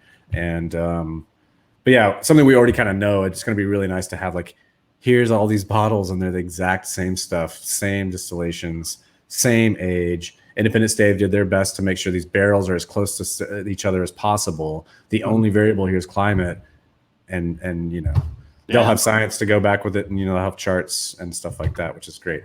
I was gonna say, I have my degree, computer science, but just generally science has always I love that part of doing this. It's part of the reason I've always concentrated on the history, but also just how the whiskey is made, and just hearing that and the fun stuff you guys are doing. I love that you guys are doing that, because it's gonna have really cool results, and it's gonna be kind of a definitive.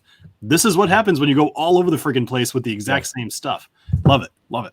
Yeah, and the same thing. We do stuff all the time. And I think I'm not naive enough to think that the big boys aren't doing stuff like this. They're doing experimentation for product development. But one of the bigger differences I think with a small producer is we actually can still share that with people and have them come along for the ride. So, Gabe just reminded me today that we've been doing all these entry-proof experiments with a lot of our spirits, but he was like, the malt entry-proof experiments are probably going to be 3 years old soon. We should check them. But we laid a bunch of malt down at the regular 124, 125-ish, but then we also did 116, 106, and 906. So, 906 is really, really low. That's close to bottling. It's actually below our bottling proof. But it's like, that's going to be 3 years old soon. Would they send you vials so you could try it, or would you actually go out to the location? What do you mean? Me? Yeah. I don't know if they're on site or not. We have a plot of land a little bit outside of town. There's not. It's cheaper out there. Yeah, but I meant the ones that were all over the country. The ones we sell around. Yeah. Yeah. Sorry. We haven't worked that out. We're probably coming up on 6 months soon. I don't know if anybody's going to want to check them at 6 months if we're just going to wait for a year. And of course, they're Kentucky guys. They would like to go ahead and have it be 4 to 6 total. And I'm like, cool. That means ours are going to be the grossest samples, which is fine. Yeah. Which is fine. This is for science. This is for the kids. But yeah.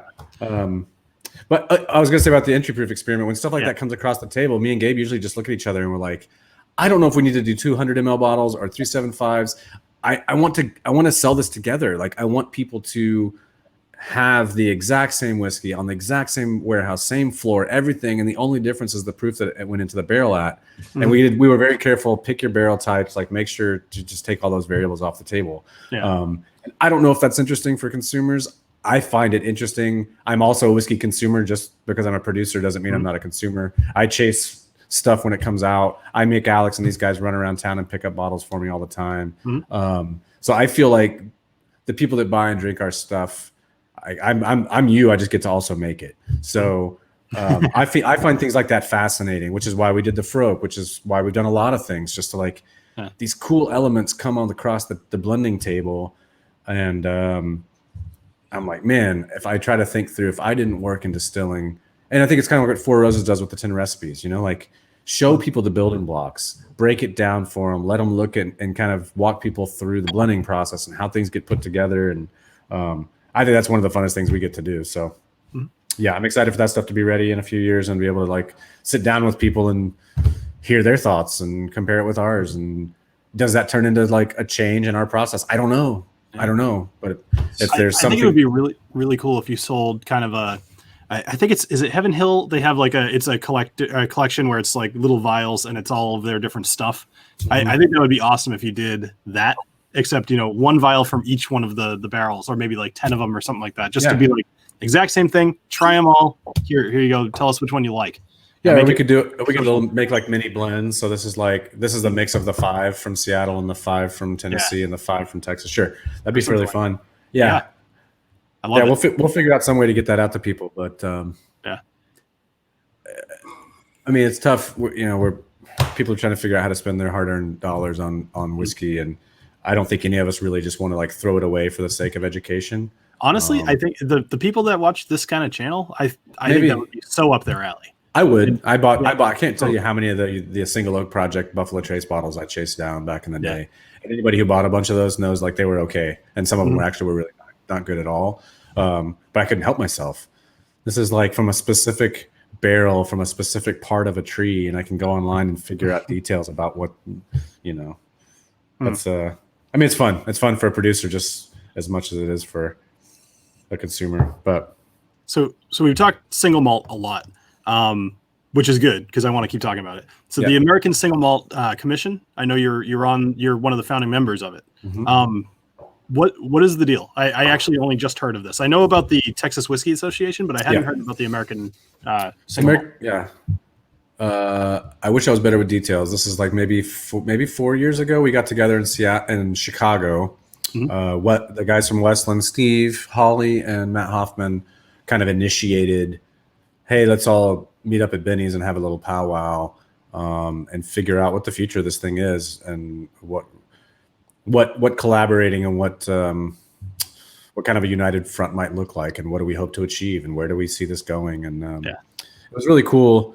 I think we had scheduled this meeting for like 4 hours or something. We were going to try and hash out if we were to propose a definition, what would it be, and what are the details of this going to be? I think it took us like 20 minutes, and we spent the rest of the time just like hanging out at the bar, that back bar at Benny's, drinking whiskey and beer.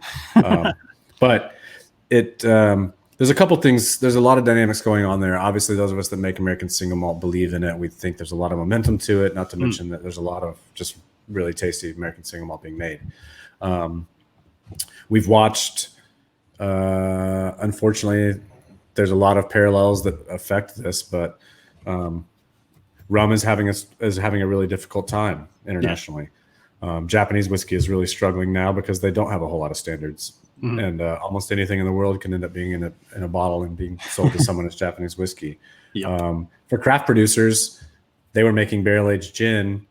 There was no category for it, but there was enough of it out there at a high enough volume, it gets on the Fed's radar. And next thing you know, a definition gets written that they didn't have a hand in. So all of those dynamics, it's like, the danger if you're not driving that car is that someone is going to drive it. Mm-hmm. And do we want to get stuck with something that is completely not relevant to what the kind of things we want to make and the kind of things that American single malt drinkers want to drink? Mm-hmm. So that's one component. The other component is, well, American malt whiskey already exists. Well, American malt whiskey definition is basically a derivative of the bourbon definition. Mm-hmm. It's 51% malt. Anybody watching who's a single malt drinker, that's not what you think single malt means. No, that's not what I think single malt means. No, it also, like almost all other American whiskey definitions, other than corn, requires new oak. Which, once again, single malt drinkers in the audience, that's not what we think single malt is. That's not what it's been historically. Mm-hmm. So we don't think that the definition that is American malt whiskey encompasses what we're trying to do and what we expect and what most consumers would expect from the single malt tradition. At the same time, we have American distilleries playing around. They're not all doing everything on pot stills like you would be required to in Scotland. They're not all. Some people are doing virgin oak. We are.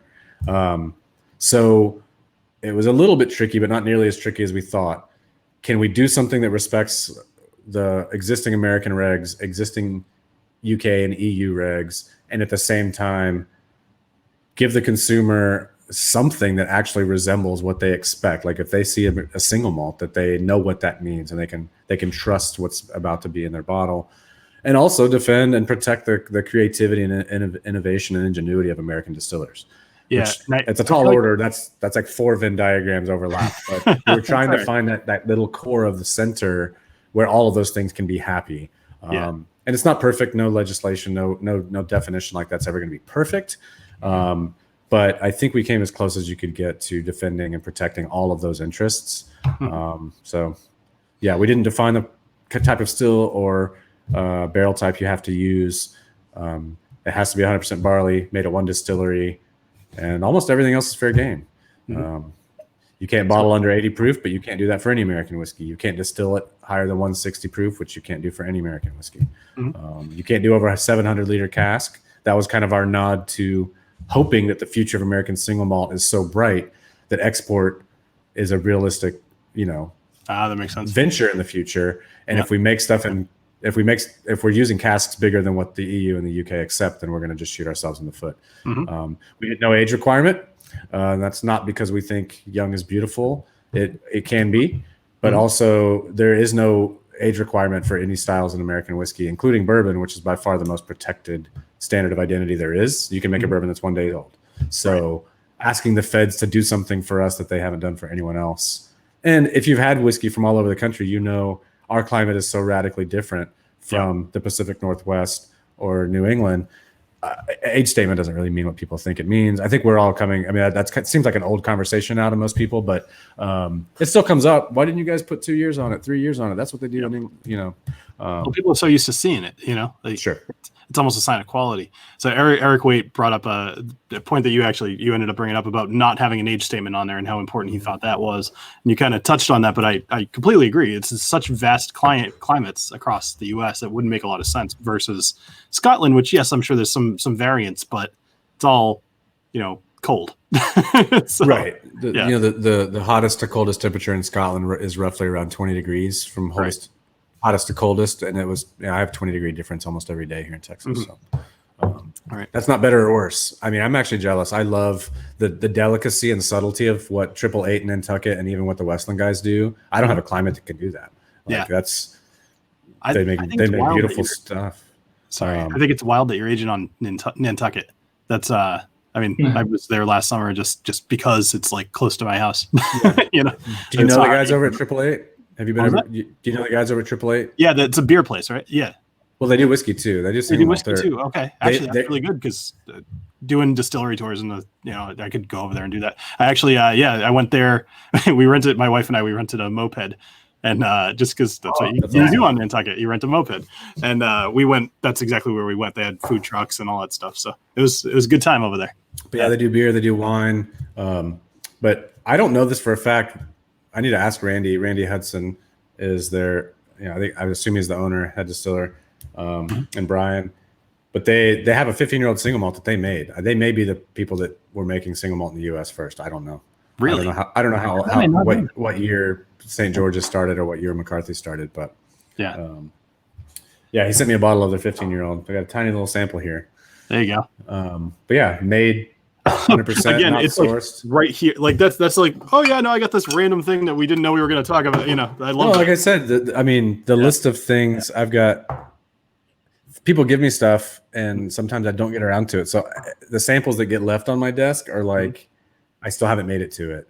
And it includes a bunch of beer too. There's mezcal on the table. There's all kinds of stuff. But there was a skateboard in there the other day. Yeah, there's a skateboard. There's a skateboard that a cigar company that we're working with on the barrel aged cigar project. He used to skate when he was younger and has a friend who makes decks, and so he made me one with our logo etched into it. That's awesome. Nice.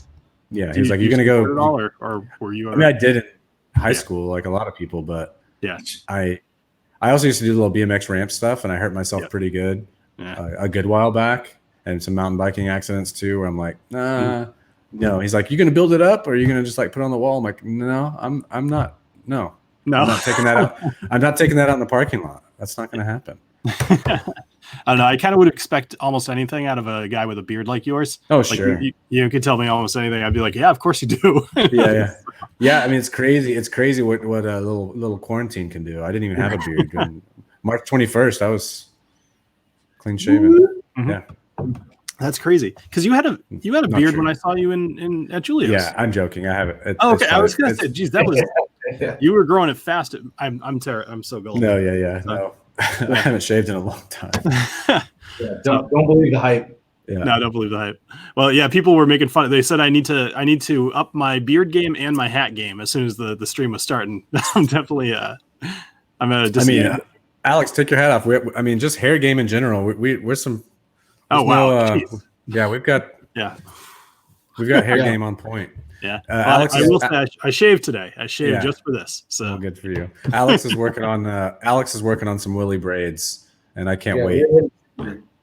So I know that we're kind of running over, but I want to. There's one or two more things I definitely want to ask you guys if that's cool. Yep. So the biggest, of course, is like what. Other than the things that you say you do different releases every month or whatever, like what is the next thing that you think that the country will get to see? Do you have any new core offerings or anything like that you're working on? There's a bunch of things that have been local and distillery only or Texas only that we're working on. The malt line. The simplest way of saying it, I think the malt line is probably the next thing that's going to expand the most. We've had at different points 3 to 5 different corn whiskeys of different varieties out there. And up until 4 years ago, we only had ever released the one malt. And then Froke came next. I don't even remember what was it next after that. But that's probably the area we're most excited about and do the most experimentation in. And we're finally at the point where I really hope next year Mirador, which is our refill, which is this guy, that'll be at a volume that we can have that out nationally. Okay. And the peated, which a lot of people have had, the two releases of the peated we've done have also only been first fill, so virgin oak versions. We do lay 50-50 down, so I have a ton of refill. We've got some cool finishes going on that side too. But some version of the peated, maybe not exactly the 100% first fill that we've done in the past. Some version of the peated, I also hope becomes annual and national, hanging out at the same price point as Mirador. And then, what else, Alex? Is there something else I'm missing that's probably going to be national? Oh, we have a new malt that's going to be all over the place like in a month. Right? Alex was like cringing that whole time. You can do. You can do whatever you want. I'm not allowed to talk about it. So if you talk about it, then I'll talk about it. Are you not? We're not supposed to talk about it. We have a new malt coming out in like a month, so it's not just going to stay in Texas, right? Yeah, the planning of where it'll go is still in the works. I know a couple states will get it outside of Texas, but as far as the national scope of what it will become, I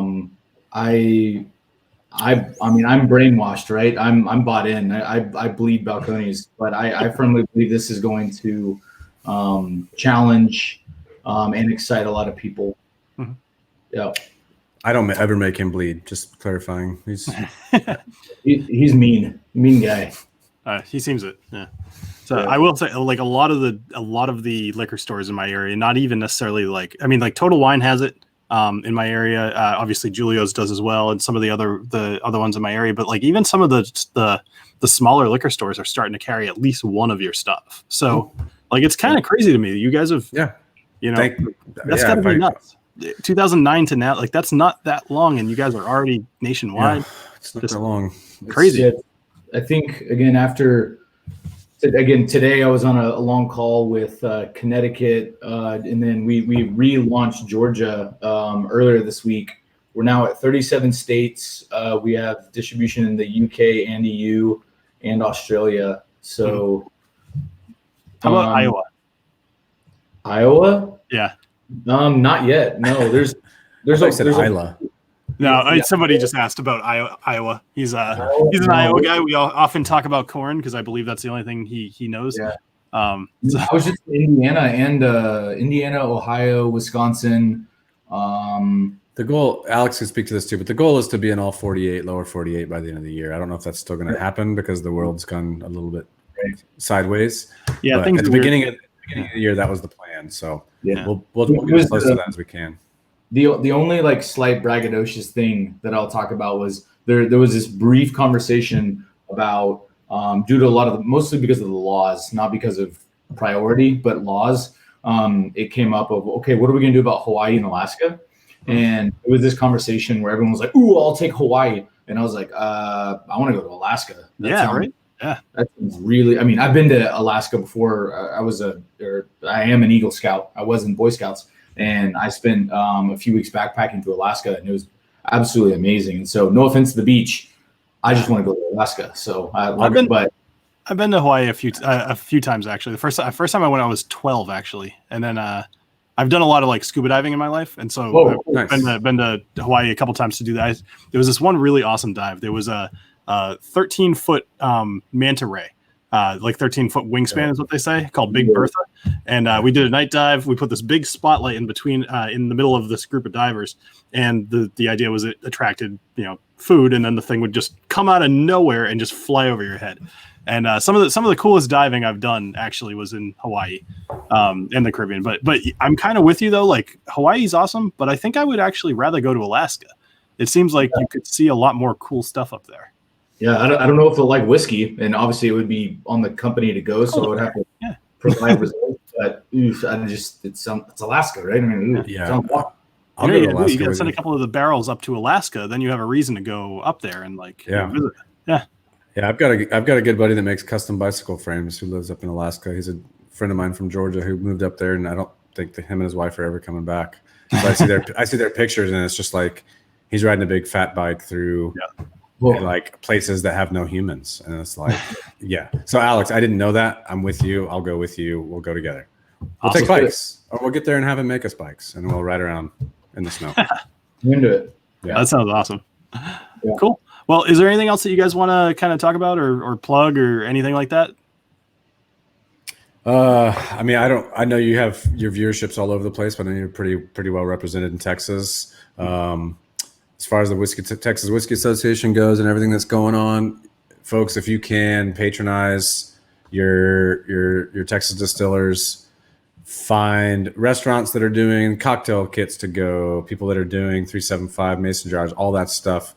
If you can go by distilleries and pick up your 2 bottles, guys of our size, we've been around for a while. We're moderately, we're decently sized. We're not struggling with distribution with it, but we have a lot of our members and a lot of our peers and friends that really rely on visitors and really rely on traffic at the distillery to make this work. And there's people wondering, right now, like how long they can do this and how long this can go on. And with bars shutting today, I would encourage you to maybe get away from the bunker mentality where you're going to the big chains and picking up your handles, and maybe go see some of your local dudes and pick up some bottles and help them out. So nice. Yeah. Go. So if you can, go support. There's a lot of folks, but Iron Root, Lone Elm, Still Austin, Andalusia, Real Spirits. I don't know. There's a lot of great folks doing really good things in Texas. So If anybody is wanting to get out and escape, the confines of your walls, and you want to go to the hill country or something, look up Texas Whiskey Association, the Trail. Go support. If you support us, that's awesome. But go support some of these other guys that are a little bit smaller and maybe a little bit quieter, maybe. And there's a lot of great whiskey in Texas. Texas whiskey has a lot of power and a lot of sustainability now, and it's pretty amazing what Spencer and Jared's not going to say it, but he's president. So what they've been able to do. What? Whoa. So it's really cool, the collective kind of love and support of each other kind of around the whole state. So I think technically like the Texas Whiskey Trail is longer like by miles than the Kentucky Whiskey Trail, just because obviously Texas is massive. That's almost cheating though. Yeah. It's not fair. It's kind of, but I don't know. It's Kentucky. They've got 100 of years of. That's a good point. How many distilleries are in the Texas Whiskey Trail at this point? I think it's 16, but if I think I missed an email that I need to read that we might have just added our 17th today. Okay, cool. Yeah. Even the fact that people are still joining and people are still like starting up distilleries in the middle of what's going on to me is yeah. Well, the angel if you're going to start a distillery anyway, it's not unless you're going to be making vodka or whatever. You're not looking to turn your profit tomorrow. You're looking to age stuff. Yeah. Actually, Texas seems like a pretty good place because, as you said, like you don't have to age things as long, and you can make that money a little quicker too. Yeah. Plus, the climate really does make for some good whiskeys. So, yeah, awesome. It's specific. Thank you. Yeah. Well, thank you guys so much for being on. This has been really fun. Actually, I feel like I could just kind of keep talking to you guys, but well, that's how these things. That's how these things always end up. Where we're like. Yeah. Feel poor guy's trying to like wrap it up. He tries to like keep it within a certain time format for his viewers, and like it just ends up like a sprawling mess. I never care about that. I usually do these things for an hour, and so that should show I actually really like talking to you guys. Yeah, yeah, cool. Well, when you watch that next malt, let me know. And absolutely. We'll get some out to you. Yeah, some out to you for sure. Awesome. It's very soon. Well, thank you guys very much, and thank you everybody who joined in to hang out in the chat and the awesome questions that you guys asked. And go buy some Texas whiskey. Yeah, thanks, Joe. Cheers, everybody. Stay safe. Cheers. Cheers.